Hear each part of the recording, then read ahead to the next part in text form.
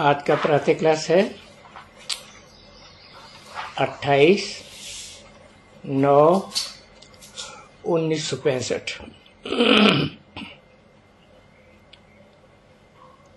जैसे बाप ने कहा है, मैं साधारण बूढ़े तन में आता हूं, अर्थात जिसको वानप्रस्थ रहने की अवस्था कहा जाता है। वानप्रस्थ अर्थात वाणी से परे। वाणी से परे वो तो हुआ निर्वाण धाम। सुखधाम दुखधाम जब कहते हैं, धाम अर्थात वहां जरूर मनुष्य रहते हैं। सुखधाम में मनुष्य रहते हैं, वहां को सुख मिलता है तो सुखधाम नाम रखा है। तो धाम में कोई रहते हैं, अच्छा, फिर शांति धाम कहते हैं। वहां तो मनुष्य रहने वाले नहीं है। शांति धाम कहने से फिर सिद्ध होता है वहां आत्मा रहती है, वहां मनुष्य नहीं रह सकते।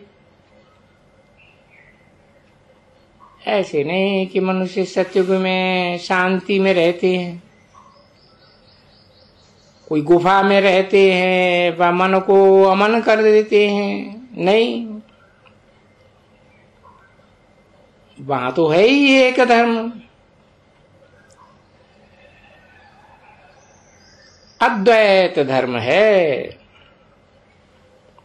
द्वैत की बात ही नहीं।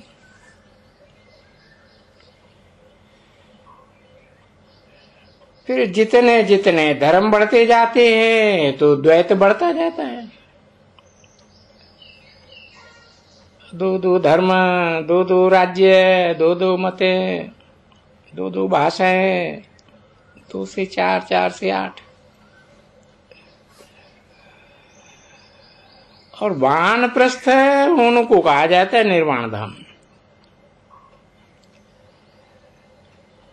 अभी तुम बच्चे जानते हो, हम आत्माओं का रहना निर्वाण धाम में होता है। निर्वाण धाम को मुक्ति धाम भी कहा जाता है। वहां शांति रहती है। सतयुग को शांति धाम नहीं कहेंगे, उनको फिर कहा जाता है सुखधाम। शांति धाम में तो सिर्फ आत्माएं रहती हैं, सुखधाम में तो शरीरधारी है ना।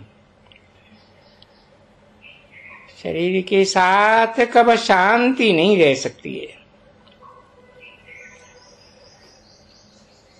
हठ योग प्राणायाम चढ़ाए 10-20 दिन व मास भी रहते हैं, परंतु कहां तक शांति में रहेंगे। मुक्ति, जीवन मुक्ति तो कब मिल न सके। मुक्ति जीवन मुक्ति दाता है ही एक। ये ड्रामा है ना। इस समय सभी आत्माएं यहाँ आ जानी चाहिए, क्योंकि नंबरवार ही आना है। आत्माओं में भी नंबरवार हैं। कोई सतो प्रधान है, कोई सतो रजो तमो है। जो पिछाड़ी में थोड़ा पार्ट बजाती है वो तो जैसे कमजोर आत्माएं हैं, बिल्कुल थोड़ा पार्ट है। उनका इतना प्रभाव नहीं हो सकता है, इतना गाए नहीं जाते हैं। तो विचार करो कौन कौन गाए जाते हैं। ऊंच से ऊंच तो है भगवान। भारत की बात है, दूसरी जगह किसका गायन करेंगे? धर्म स्थापकों का। जैसे क्राइस्ट, फिर पोप आते हैं, पोपों के भी चित्र हैं। गायन होता है जिन आत्माओं का भारी पार्ट है। तुम बच्चे ड्रामा के आदि मध्य अंत को जान गए हो। ड्रामा में कौन फर्स्ट क्लास एक्टर्स हैं? अखबार में भी नाम डालते हैं ना, तो मनुष्यों को खींच होवे कि फलाने को देखें। कोई को पता नहीं है कि ये बेहद का ड्रामा 5000 वर्ष का है। तो बाप आकर के हमको सारी नॉलेज देते हैं। तुम्हारी बुद्धि में ये जरूर बैठना चाहिए। मुख्य मुख्य एक्टर्स का ही गायन करते हैं और पे भी उनकी भारी होती है। तुम जानते हो मुख्य एक्टर है, डायरेक्टर है, प्रिंसिपल एक्टर कौन है? शिव बाबा। वो ही नॉलेजफुल, ब्लिसफुल है। हम शिव बाबा को एक्टर कह सकते हैं। मनुष्य तो कहते हैं वो कभी एक्ट करते ही नहीं है, वो तो नाम रूप से न्यारा है। फिर कहते वो सर्वव्यापी है।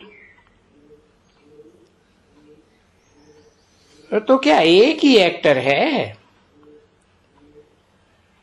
जो सभी में डांस करते रहते हैं? नहीं, ये तो हर एक की एक्ट भिन्न भिन्न है। एक ही एक्ट न मिले दूसरे से। कितने अनेक मनुष्य हैं, एक के फीचर्स दूसरे से मिल नहीं सकते। बच्चे समझते हैं ये वर्ल्ड का ड्रामा रिपीट होता है, हो बहु रिपीट होता है।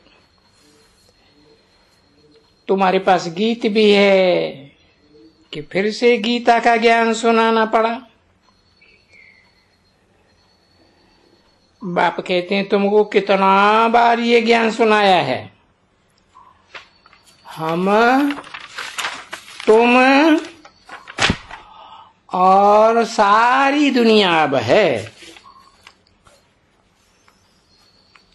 वो कल पहले भी थी,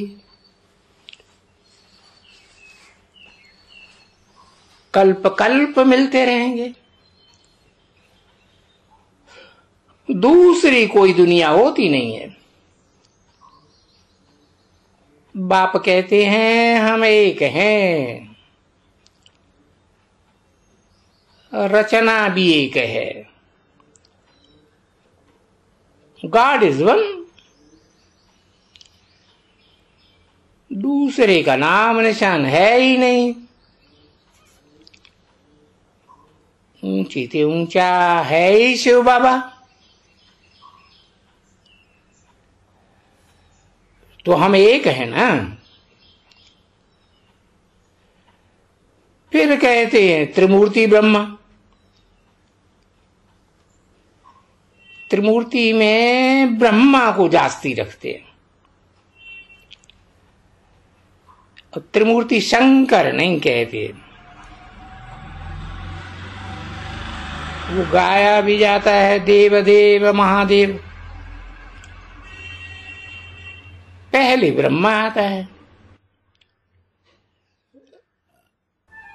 इन 3 देवताओं में नंबर 1 है ब्रह्मा।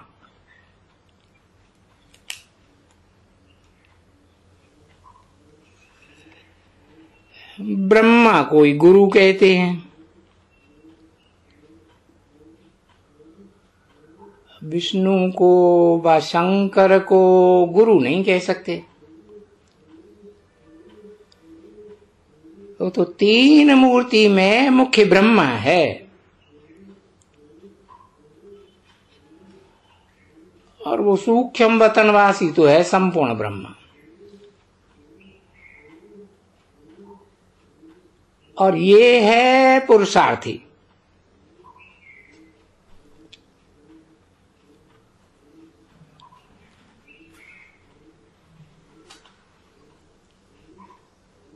इनको पुरुषार्थ करके ऐसा सूक्ष्म वतनवासी बनना है। सूक्ष्म वतन में मम्मा बाबा बैठे हैं।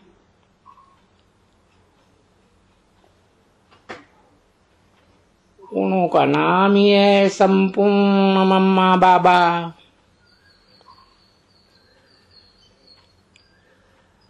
और यहाँ ये है अपूर्ण ब्रह्मा। ये जब संपूर्ण बन जाते हैं तो फिर ये शरीर छूट जाएगा। फीचर्स तो एक जैसे ही है। तो ऊंचे से ऊंचा हुआ शिव बाबा, वो सभी का बाबा। फिर गाया जाता है ग्रेट ग्रेट ग्रैंडफादर। जिस ग्रैंडफादर से मनुष्य सृष्टि का झाड़ से जरा निकलता है। ये मनुष्य सृष्टि रूपी झाड़ है। 28/9/1965 की प्रातः क्लास का दूसरा पेज। पहले पहले एडम आदिदेव आदि देवी थे। उनसे रचना रची है। परंतु ब्रह्मा कुमार कोई सब 5,000 करोड़ थोड़े ही होंगे।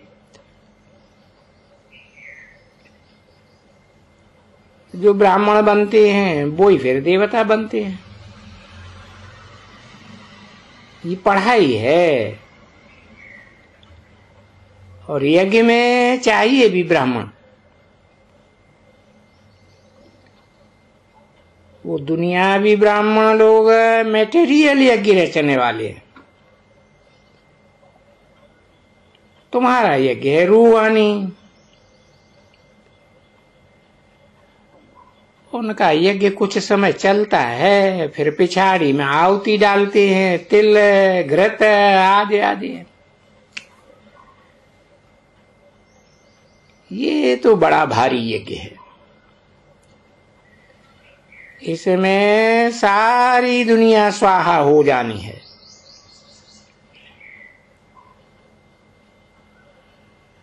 सतयुग त्रेता में कभी यज्ञ होता ही नहीं है।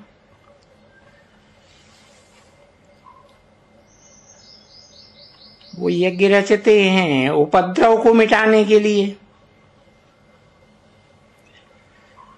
उपद्रव शुरू होते हैं द्वापर से। तो बाप कहते हैं इस यज्ञ के बाद फिर आधा कल्प के लिए कोई भी यज्ञ नहीं होता है।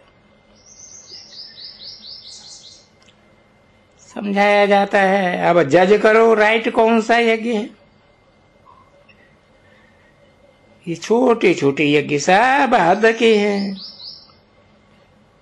और ये है बेहद का यज्ञ। इस यज्ञ में सबकी आहुति पड़ेगी। फिर आधा कल्प कोई यज्ञ नहीं। कोई भी मंदिर आदि पूजा के लिए होते ही नहीं। मंदिर बनते ही हैं भक्ति मार्ग में। मंदिर बनते हैं तो ऊंचे से ऊंचे शिव बाबा को सभी भक्त याद करते हैं, परंतु शिव बाबा की असली पहचान न होने के कारण नीति नीति कह देते हैं। कहते रचयिता और रचना का पारावार हम पा नहीं सकते, और फिर गाते हैं हे बाबा तुम्हारी गतमते तुम ही ने जानो, तुम्हारी गतमत न्यारी है आप ही जानो। तो जरूर कोई चीज है, तब तो कहते हैं ना आप ही जानो। जरूर नाम रूप वाला होगा,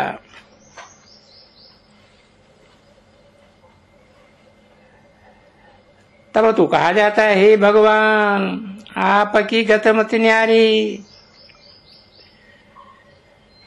परंतु मनुष्य तो इसका अर्थ समझते ही नहीं है। बाप बैठ समझाते हैं मेरी मत सबसे न्यारी है, तुमको शूद्र से ब्राह्मण बनाए फिर श्रेष्ठ देवता बनाता हूं, जीवन मुक्ति देता हूं, मैं सर्व का लिबरेटर हूं। कलयुग पूरा हो फिर सतयुग होता है। सतयुग में दुख की बात होती ही नहीं। बाप अभी दुख से लिबरेट करते हैं, बाकी सब शांति धाम चले जा रहे हैं। कलयुग के अंत में ही लिबरेटर आते हैं, आकर के नरक से स्वर्ग बनाते हैं, सबको दुख से लिबरेट करते हैं। यहां तो बहुत दुख है, इनको कब स्वर्ग नहीं कह सकते। पुरानी दुनिया को नई थोड़ा ही कहेंगे। नई दुनिया में तो इन लक्ष्मी नारायण का ही राज्य था, इस पुरानी दुनिया में तो क्या लगा पड़ा है। ये फिर नई दुनिया बननी है। ऊंचे से ऊंचा बाप है, आकर पुरानी दुनिया से नई दुनिया बनाते हैं। सूक्ष्म वतनवासी ब्रह्मा विष्णु शंकर को देवता कहते हैं। ऐसे कहां भी लिखा हुआ नहीं है कि प्रजापिता ब्रह्मा सूक्ष्म वतनवासी है। सूक्ष्म वतन में थोड़ी ही प्रजा होती है। प्रजापिता ब्रह्मा तो जरूर यहां चाहिए ना। ऊंचे से ऊंचा शिव बाबा, फिर सेकंड नंबर में है ब्रह्मा। शिव बाबा इन ब्रह्मा द्वारा बैठ सर्विस करते हैं। ब्राह्मणों को देवता बनाते हैं। बाप कहते हैं तुमको ऐसा बनना है देवता। ये तो है ही पापात्माओं की दुनिया, रावण राज्य है ना। जो कुछ करते हैं उससे मनुष्यों के पाप ही होते हैं। भ्रष्टाचारियों की जरूर भ्रष्टाचारियों से ही लेन देन होगी। सतयुग में श्रेष्ठाचारियों की श्रेष्ठाचारियों से ही लेन देन होगी। भ्रष्टाचार शुरू होता है द्वापर युग से, फिर अंत में बाप आकर के महान श्रेष्ठाचारी बनाते हैं। कलाएं कमती होने में 5000 वर्ष लगते हैं। जो श्रेष्ठ थे, श्रेष्ठ देवताएं थे, वो ही फिर भ्रष्ट थे, भ्रष्ट बनते हैं। ये खेल ही ऐसा है। कितना अच्छी रीति बाप बैठ समझाते हैं। कोई बैठ करके समझे तो अच्छी तरह से समझ सकते हैं। तुम तो कराची में भट्टी में पड़ी, तुम वहां कोई को देखते भी नहीं थे, कोई से कनेक्शन भी नहीं था। पार्टीशन से पहले तो बहुत समझने आती थी,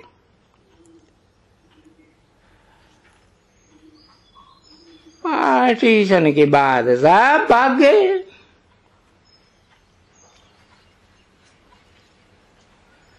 कोई आते भी नहीं थे।